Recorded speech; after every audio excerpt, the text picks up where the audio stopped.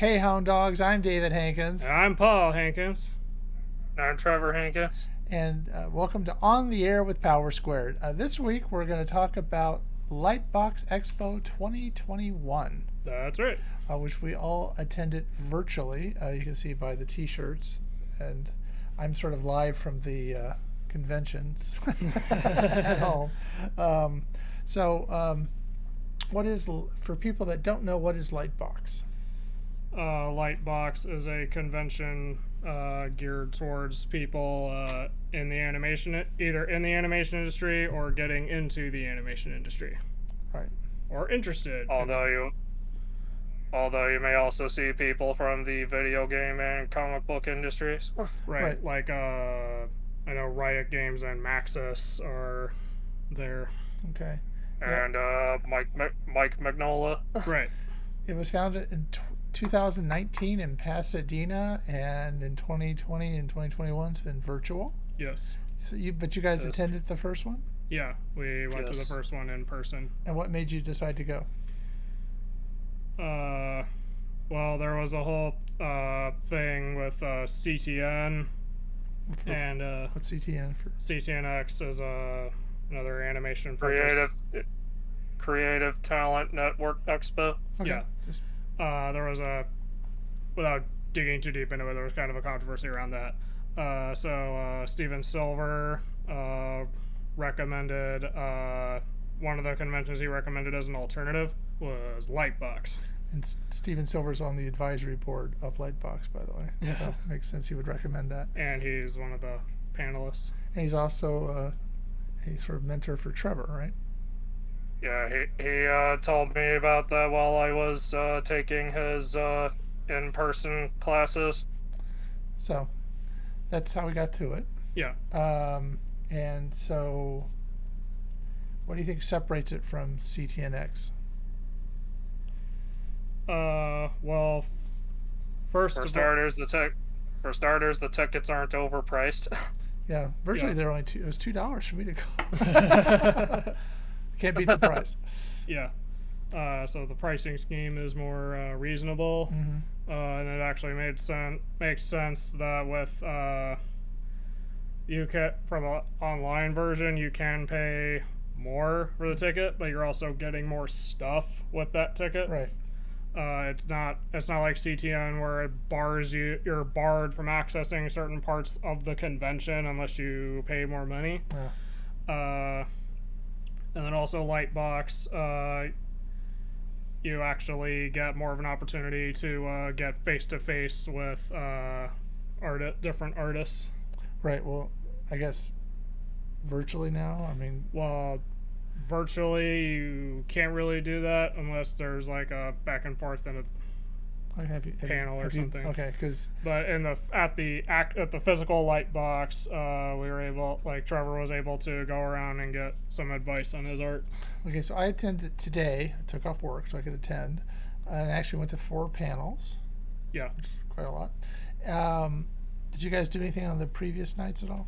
No, we did not, because there wasn't really anything of interest, right?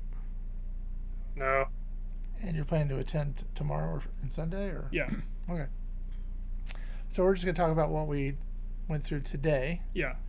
What we did on the previous days, we explored the virtual artist alley. Okay. Yeah. And there's like links to the like websites of the participants and other stuff. Okay. Like websites, portfolios, shops, about me, how to contact me. How great I am, yeah. How many Ringo Awards I've won. And Mike Magnola was there too. Yeah. So I went there, attended 3 things about pitching, because we have this idea that Power Square would make a good idea for a animated TV series. And so you attended some of the same ones. Yeah. There was Nelvana. Yeah, how to pitch Nelvana. Nelvana was talking about pitching to them, but also the process that they go through, and talking about how their business works. Right. and how they actually have contacts with other studios. Right. So that's part of the reason they've been powerhouse in the industry. Yeah, they've been around for 50 years out of Canada. Yeah, and they said Teletoon Canada has been really good to them. Right. And they're you think of them as sort of, pre-K stuff, but they actually have like adult. Yeah. Looking into their history. One of the things they helped produce was Clone High, which is an MTV series. Right. So, but it seems like they and Disney are sort of looking for adult animation that's sort of a situation comedy. Right.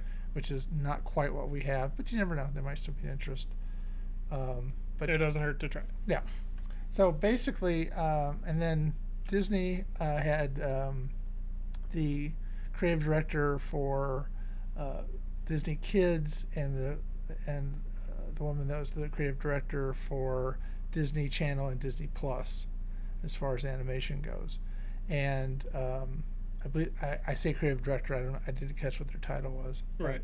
One of the problems with Lightbox was a lot of times the presentations were hard to get to because the site kept going down early on. Yeah. We kept getting like a 500 internal service error or 504 Cloudflare error. I got a 525. Yeah. So I don't know what that means. Refresh. Hopefully it'll go through. And you were able to get through. Yeah. So I shared some links. So I missed who they were, and then going back on some of the, even though the Zoom call, that was a Zoom call they did. Yeah. And they did sort of a part live, part recorded. It was pre-recorded about what they do, and then they took live questions. Yeah. I wasn't really sure why they did it that way, but that's how they did it. And they seem to be more kind of in line with Nelvana as far as what they're kind of looking for in a pitch. Yeah. They want something that's kind of short, 3 to 5 pages. They want characters are really important, relationships are really important to the story. They want to kind of have a log line, which I think we have. Yeah. But they were saying a lot of people pitch and they don't really have. I don't really know what it's about, or they don't have that log line, the elevator pitch that you're kind of told to have. Yeah. They don't seem to have it. A lot of the pitches they get. And I won't go into all the minutia of what they went through, but I mean, basically with Disney, you've got sort of a Disney brand that you have to fit into more. Right. Everybody wants to, I guess because it's Disney. Yeah. And they have certain things they look for in their shows, and they emphasize more than Nelvana did that they're looking for diversity in the stories, and talked about it doesn't necessarily mean race or sex. It can also be your neurodiversity.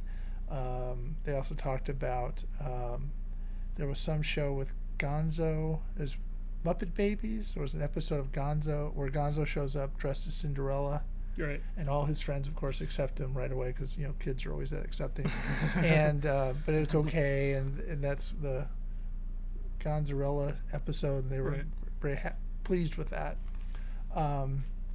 So they're looking for they're not looking for everything just to be the same as it's always been.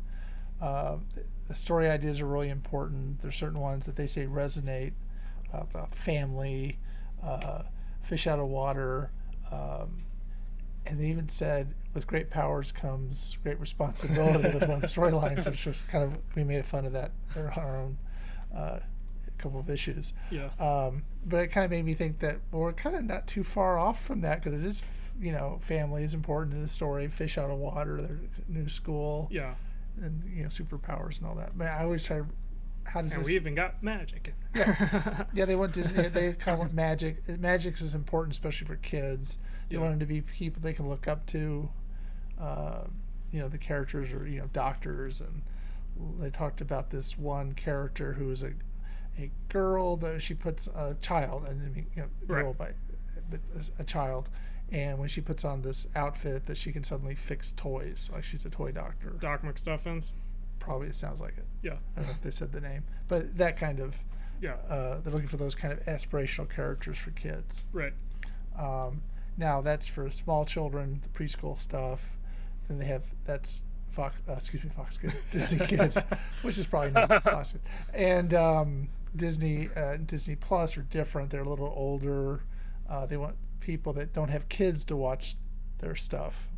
They want people with kids and people without kids to watch.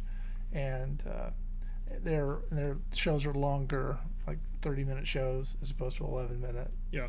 And some differences there, but they still have sort of a Disney, feel-good brand. I think they want you to come away with.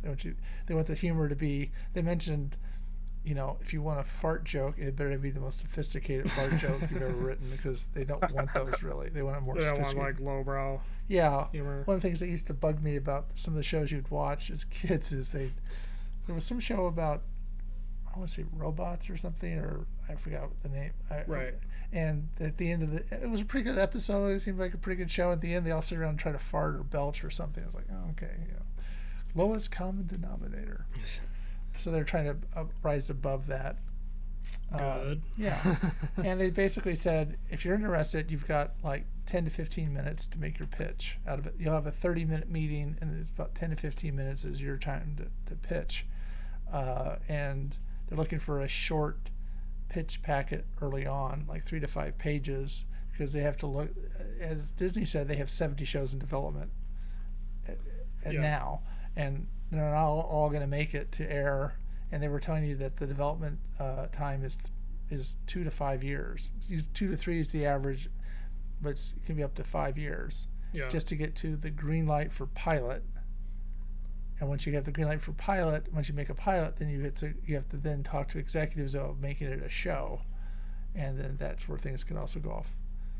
So there's no guarantees ever that you're actually going to hit the air, which is true. And they were trying to say you've got to get used to disappointment, and don't, if they tell you no, take it graciously. Don't fight about it or whatever. Yeah, it's not right for them. Same kind of a little in line with what Nelvana was saying, because the guy that was one of the panelists that was talking is the guy that looks at all the pitches that they get. Right. And they always have like a lot of shows in development. Mm-hmm. And they said one thing they said about pitching to them that was interesting was like they actually have like visual development and story people. Uh-huh. So if you're artist, but if you're just an artist, not necessarily a writer, but you have this idea that gets them interested, right, then they have writing people they have writers who can help with that. Or if you're a writer but not an artist, if you're not an artist but you have this idea that they want to pursue further, then they have artists who can do that. Disney was pretty much a similar approach. They talked about in those 2 to 5 years, you're putting together your production Bible, you're putting together with their help. Yeah. They want you to sort of drive your process. They want you to be have had some sort of leadership, be able, which I think kind of putting together a comic book, you've worked with other people, we've collaborated. There's a lot of things I think that would be useful in animation. Transferable. Yes, transferable. Thank you. Big words. Transferable to animation, but they want you as the creator to drive it through the process. They'll help you. They're there with you, and they will add people to your team as you need them. But the idea is that you're kind of taking the lead and you're the one that's involved in everything, which is kind of what a showrunner should be doing anyway. Yeah. But so it was kind of a very similar process. Bento Box Entertainment was everybody would like you to have representation before you talk to them, but Disney and Nelvana were both like, well, if they just don't want unsolicited pitches. Yeah, they don't want you to be like, Disney and Nelvana don't want you to be like, hey, here's a pitch. Yeah, because they won't read it. I guess, they want you to at least like ask them first. Right, and so, but they seem willing to talk to you if you don't have representation. Bento Box was you have to have representation. Yeah. So it's kind of a different approach. It seems like it's another couple of hurdles to get over to be able to talk to them. And the pitch packet they showed was like want to say 10 to 15 pages long, as opposed to 3 to 5, and it was, I guess, their creative director's own pitch, and he had photographs of celebrities, like look like the characters, and photographs of him growing up or things from his past, and there was a picture of the cast of Beverly Hills 90210, I think, in there. I wasn't really sure what all that had to do with it, but it was laying down his background. Yeah, I think my main takeaway from the bento box thing was to open up with why this idea resonates with you. Yeah, and I think everybody wants you to connects with you. And I think I got that from Disney as well. They want to know, why are you the one telling the story, or what? And that's. I think it's important that you need to be somehow invested in it, which makes you think that how many ideas can you come up with that you're really invested in or have a background in or whatever. But it is sort of they do want you to have sort of why are you telling the story? Yeah, that's part of it. Now I know that we've critiqued panel presentations before on here, so I think it's fair to say. That the bento box panel was pretty low energy. Yeah, and it was very much. It seemed very much off the cuff and like unprepared. Yeah, and like they just put a camera in the guy's office and, hey, could you talk about this? Yeah. And you think about it was pre-recorded, so they could have done a smoother presentation, I would think. Like I said, they could have taken out some of the dead air. Yeah, because it was funny. I don't know if you saw it was captioned. Yeah. And when he wasn't talking, it would say music. Like there was no music going on, but and it seemed very very rough. Yeah, as opposed to Nelvana.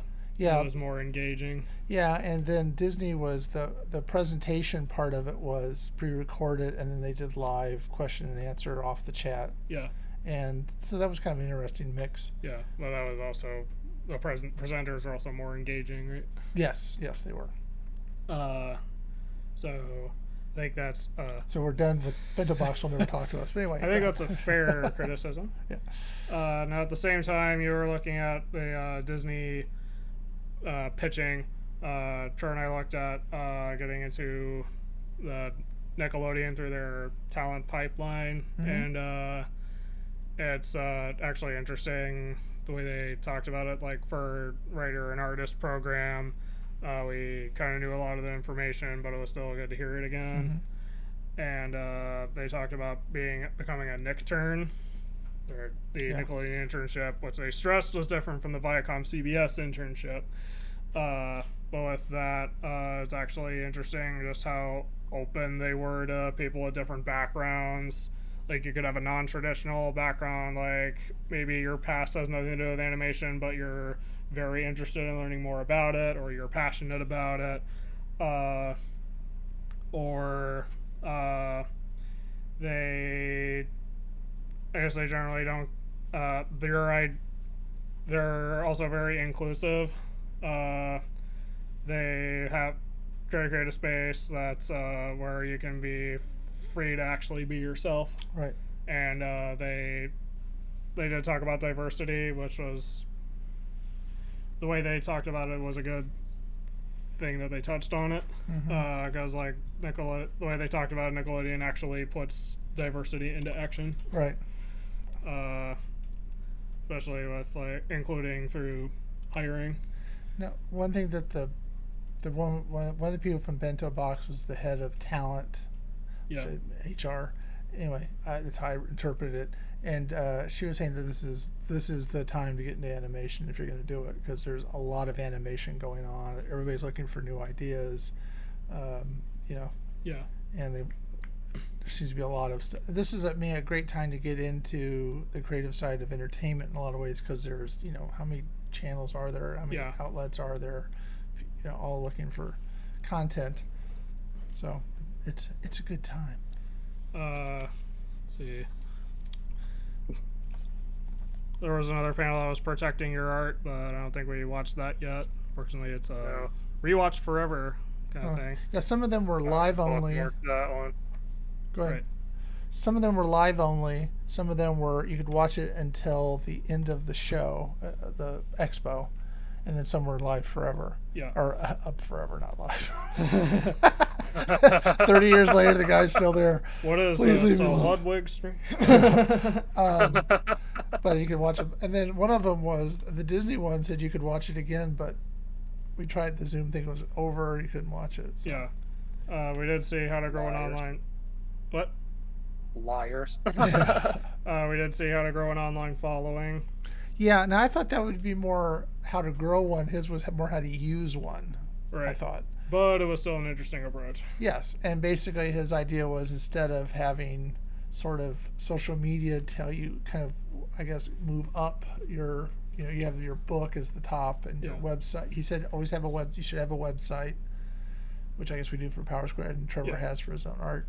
And then you should have a newsletter, which we have. Yeah. What you want to do is have social media drive people to your website, sign up for your newsletter, and then hopefully buy your book. Yeah. The takeaway I got from that was you should focus less on the social media numbers because those can trap you in like. He was showing that one of his posts would get like 76,000 Right. hits, which is like, wow, that'd be great. But then he goes, then like only 700 people or something would looked at his profile, and only like 36 people looked at his website, or some lower number. It just Yeah. kept going down. So yeah, you think you're doing great. People, it was available to 500,000 people or 600,000 people. Yeah. 73,000 saw it, and then a smaller number actually did something, and maybe he sold a book, or he goes, if 10 people say they like a T-shirt, one of them will buy it, kind of the deal. Yeah. So it's Yeah, basically focus less on the social media numbers and focus more on the content. right. Because if you focus on, I think part of that is like if you focus on the content, then your experience will be more enjoyable Right. instead of focusing on the numbers, because you can get way too focused on the numbers and you're gonna get depressed. Yeah. 'Cause if we were doing that, I'd be really depressed. I think I heard him say like the truer fans are the ones who actually invest in your content. Yeah. People that he talked about, someone gives you their email address. He goes, those don't change usually. I guess they can, or you can add them, but people seem to have the same email address for a long time. So that's a way that that they're,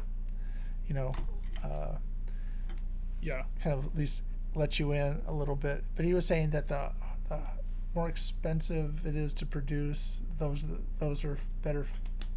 Something about the fans that. Okay, he was saying the harder the content for social media is to produce, There you go. then the I guess the more that's where the more invested fans are. Mm-hmm. And the one at the top was like YouTube, because it's harder to make a video, Right. or the hardest to make a YouTube video. Wait. No, but yeah, uh, big productions and stuff. I will say, I think personally we still need to figure out how to juice the algorithm a little bit without like straying away from who we are, but we need Yeah, and then he was also to do more with the channel. he was but, also talking about having things that are timed. yeah, Like our YouTube release is always timed for a certain time of Wednesday to come out. yeah, But we're not which I wish we could figure out how, or I could figure out how to do the Twitter and the Instagram and all those to be timed, because then it would just happen. I have to like make it happen yeah, which is not always convenient for me and stuff. So, but yeah, and then he goes to people. There's so much stuff coming at them. They're not going to go, hey, this always comes out at 2:00. yeah. They'll just be looking for your stuff. And then I was also talking about figuring out how to like make content that you can repurpose across your different platforms. Yeah, I don't. Except for growing the audience, we weren't that far off what he was talking about doing. I think the takeaway from that, engagement that we should try to adopt going forward is like asking the audience a question Yes. about related to what you have, because then that increases engagement and viewership. And so He was also saying that if you're passionate about something, you should incorporate that into your, yeah, like we'd be talking Yeah, like if there's a passion that you have, you can make that part of your brand. Right. Like I remember years ago reading about that kind of thing, where the specific example given was, I forget who the guy's name was, but it was like one of his passions was donuts. Right. So he kept talking about donuts to the point where everyone recognized him as the donut guy. Right. So donuts were a part of his brand, and that's how he grew more of a following, because everyone, hey, I know the donut guy. Right. Okay, thank you. Some flashed. Right. Okay. That's Yeah, that doesn't mean you should talk about donuts. I mean, Well, you should talk or- about the thing that's. You should talk about the thing that you're passionate about. yeah. I'm trying to have it. We'd have to do a whole show about like you're into heavy metal. We do whole shows about different topics. Get to know your creators. Yeah, that might be a good idea.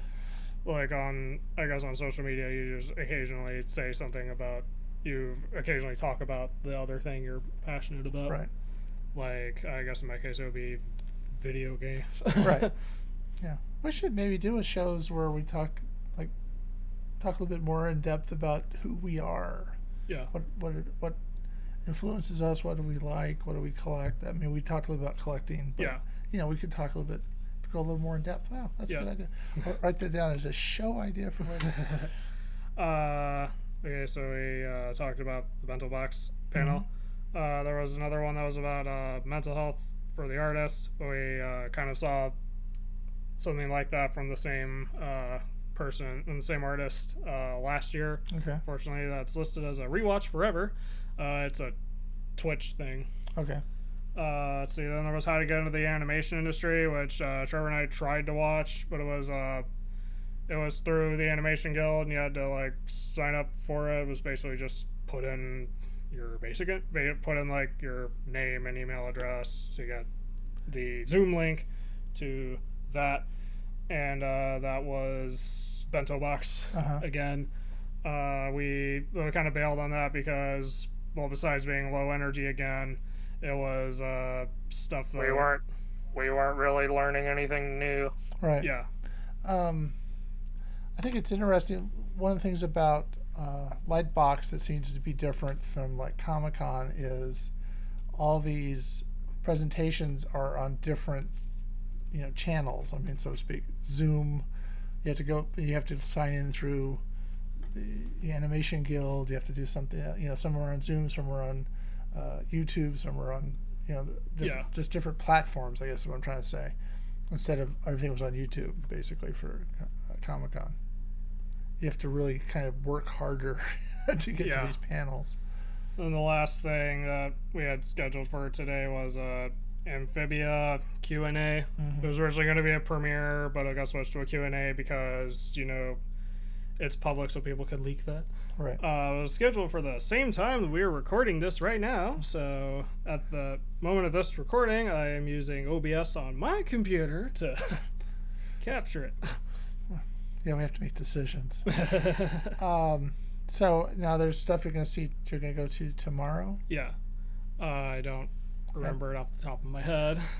Okay. But, yeah, there'll be more things they're interested in that are watched forever. Yeah. Okay. Well, that's good because it does free up your day a little bit. Yeah. So I'll ask the question: would you go back to Lightbox? I think I would. Trevor? Yeah. Yeah. It's informative. You get to meet people. It was cool to be able to actually see the panels on the virtual one, because in the real life one, the queue for the rooms filled up really fast. Yes. That discouraged us. Yeah, especially for someone like Steven Silver. Wow. It was a big name. You might know him from Danny Phantom and Kim Possible. And other shows, of course. But so with the virtual Lightbox, we were able to actually see see panels. That would be cool to actually go in person again to like maybe if we don't get to see panels, we get to like see artists that we probably wouldn't have seen otherwise. I assume they have a floor. Yeah, they because the building in Pasadena, there was a separate building like a few feet away where they held the panels. Okay. So It was multi-story. okay. So, but it is something you'd want to do again, which is fine. Yeah. Yes. Okay. And plus for the virtual one, you only needed to pay like $2. Yeah, it was well worth. I mean, I was telling Nancy, my wife and your mother, that I got my $2 worth out of it for sure. So yeah, it was some useful information. Sort of, again, we're trying to figure out how to put together a pitch packet. So it was kind of good to hear that it doesn't have to be a full blown 30-page, Yeah. and they don't want you to have the production Bible already written or whatever. That's something you develop with them to a certain degree. Yeah. So that was kind of good to hear. I Yeah. think. We're still a long way from pitching, but at least we're honing it down, I think, a little bit. Yeah, I think so. Okay.